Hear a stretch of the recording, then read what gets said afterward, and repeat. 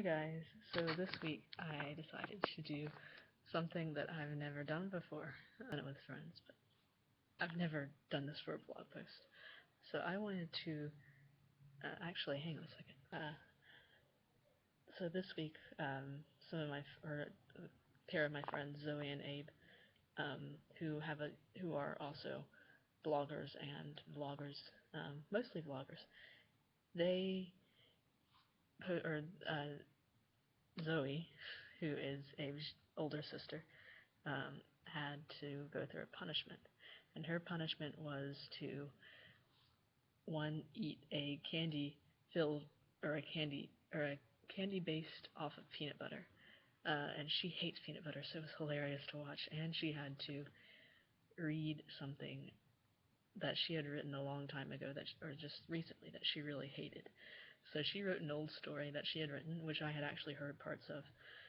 So I remember when she wrote it. So it was pretty funny, and this is not a punishment or anything. This is just something I wanted to do because I think you guys will either find it funny or just stupid, but mostly I find it funny and a little embarrassing, but we're going to do it anyways. So I'm going to read from there's something over there.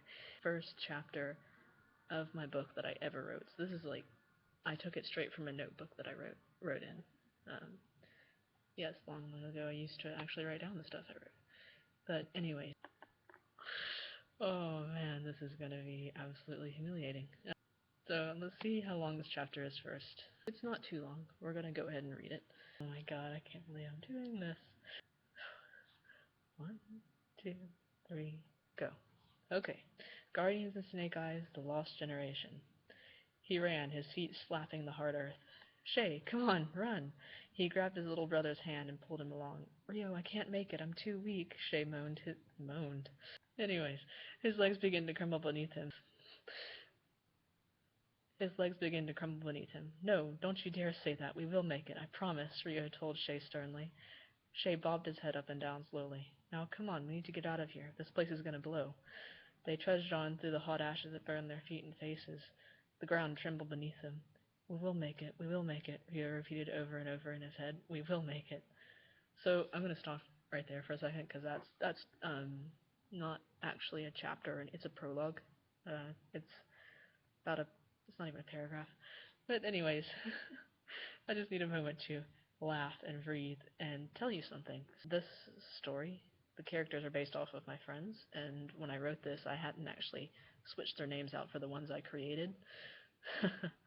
So it's still got these people's names in them. So if I will tell you, Rio and Shay, if you are watching this, terribly sorry. And it goes on to get even worse. Oh man, this is that chapter. I don't want to read it. Okay. Alright, here we go. Clink, clang, clink, clang, clink, clang, clink, clang. Yes, onomatopoeias. Her sword flashed in the sunlight as she parried her opponent's blow. Faster, her fencing master, Bernie yelled. Clink, clang, damn it, she cursed under her breath. She knew what she'd done. She had hesitated, an old habit. She couldn't seem to break out of it. She'd been doing it ever since she started swordplay. She tried a series of attacks. Clink, clang, clink, clang, clink, clang. Her opponent rushed at her in a straightforward charge. Her feet dashed across the ground in a quick retreat. Come on, Spike, show me you deserve it. Swoosh, smack. Her sword found its target and nestled itself in the flank of her opponent. Well, you showed me, Bernie said with a twinkle in his eye and a smile on his face. So stop again. So Bernie is,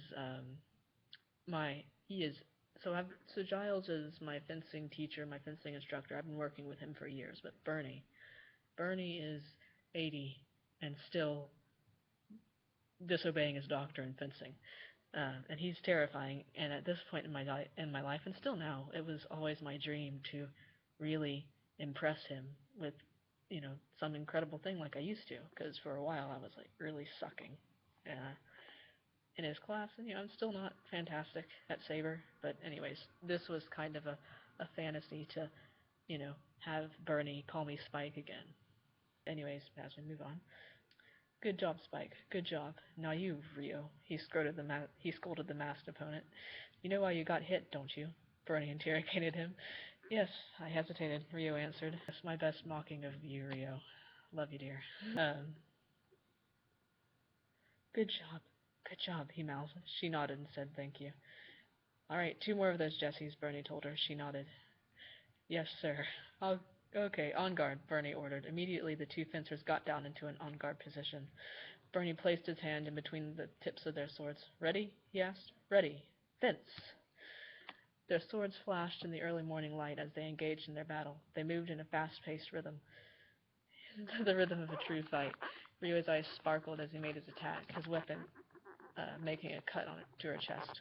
Clang! She parried his powerful blow with just a small turn of her wrists. Just as quickly as she had parried, Jesse's sword bounced off his in a blindingly fast riposte to his flank. Rio was too quick. Before she even had time to hit him, Rio had retreated till he was just out of her reach. Jessie felt her face grow hot with frustration. Why did I hesitate? She asked herself. I'm so No. Just attack, Jessie, she told herself. Just attack. Slowly, a knowing smile appeared on her thin face. Anyways, she knew what she must do. She leaned forwards, keeping her center of gravity on her left foot. Then, using all her strength, she propelled herself forwards with her front leg. She felt her left foot skim the harder earth as she flew at Rio in an almost perfect flush. He didn't even have time to think. Just as he was about to make an attack, her sword sliced his chest. She could hear the thunderous applauding as Bernie laughed with amazement and excitement. The sound seemed to come from the very bowels of the earth. Well done, Spike, well done, Bernie congratulated her, his broad smile stretching from ear to ear. Jessie turned to face Rio. The smile on his face was bigger and brighter than anything she had ever seen. I'm so sorry. This is like... you know what this is about. Yeah, it's all terrible. Let's start over.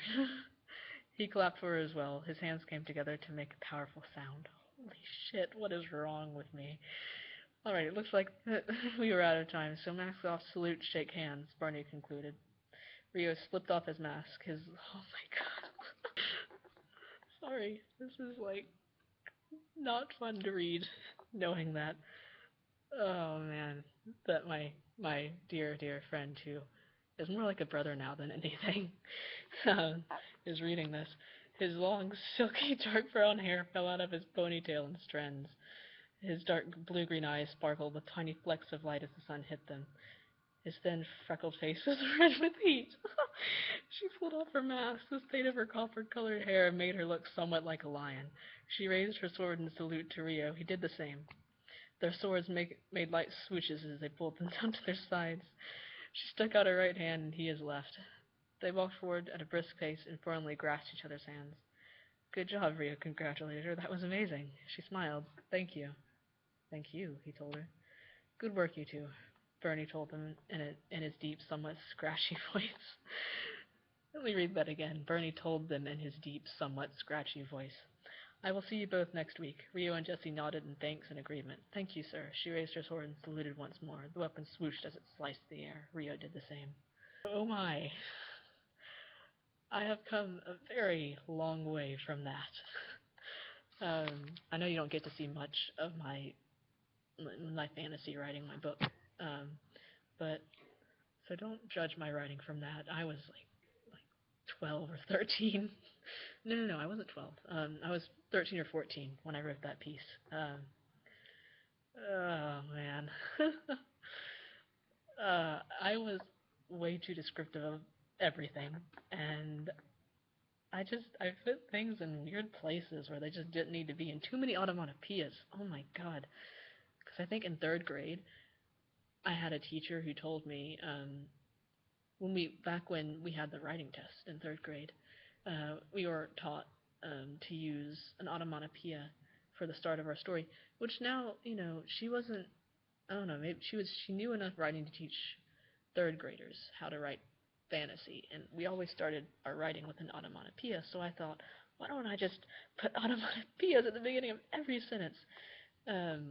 Anyways, yeah, that was interesting and a little embarrassing to read.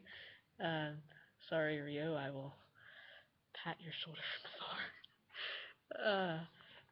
So, yeah, it is not written like that anymore, I can assure you. My friends now no longer have their names. These characters are now only loosely based off of them.